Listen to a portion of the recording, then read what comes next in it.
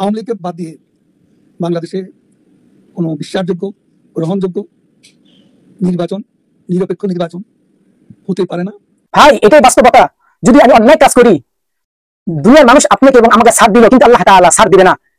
তাই আমাদের সকল মুসলমান উচিত হচ্ছে আসসালামু আলাইকুম ওয়া রাহমাতুল্লাহি ওয়া বারাকাতুহু। অনেক মাস পর দেখা গেল আওয়ামী লীগের সাধারণ সম্পাদক ওবায়দুল কাদেরকে, তিনি কি বলছেন তার বক্তব্যটি আমরা শুনি।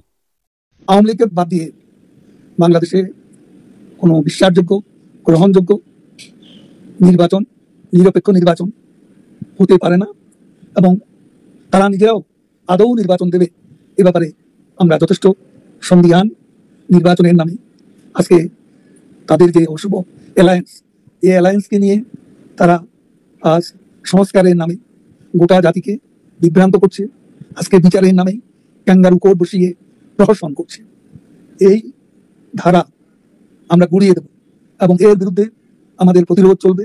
বাংলাদেশের আজ 50%-এরও বেশি ভোটার যে দলের সমর্থক এবং দিনে দিনে শেখ হাসিনার পক্ষে জনমত বাড়ছে, সেই দলকে বাদ দিয়ে এদেশে ইনক্লুসিভ বা অংশগ্রহণমূলক নির্বাচন হতে পারে না, আমরা হতে দেব।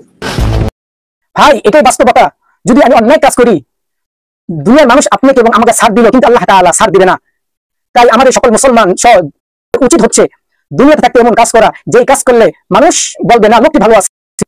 আর যদি অন্যায় কাজ করি, আমার ক্ষমতা আছে, আমি এখন অন্যায় কাজ করে গেলাম, এখন আমার ক্ষমতা শেষ হয়ে যাবে, মানুষ আমাকে ঘৃণা করবে এবং মৃত্যুর পর মানুষ বদ্ধ করবে। প্রত্যেকটা মুসলমান সহ সমস্ত হচ্ছে দুনিয়াতে থাকতে ভালো ভালো কাজ করে যাওয়া, যে কাজ করলে মানুষ দোয়া করবে, আল্লাহ তুমি এই ব্যক্তি মারা গেছে, আল্লাহ তুমি তার কবরটাকে জান্নাতে বানিয়ে দাও, এবং আল্লাহ তুমি এই ব্যক্তিকে দুনিয়াতে পাঠাও যার দ্বারা মানুষ উপকৃত হবে, আল্লাহ উপকৃত হবে, ইসলামের দিকে মানুষ ঝুঁকবে, এরকম এক ব্যক্তিকে দুনিয়াতে পাঠাও। তাই আমাদের উচিত হচ্ছে দুনিয়াতে ভালো ভালো কাজ করা। আসসালামু আলাইকুম ওয়া রাহমাতুল্লাহি ওয়া বারাকাতুহু।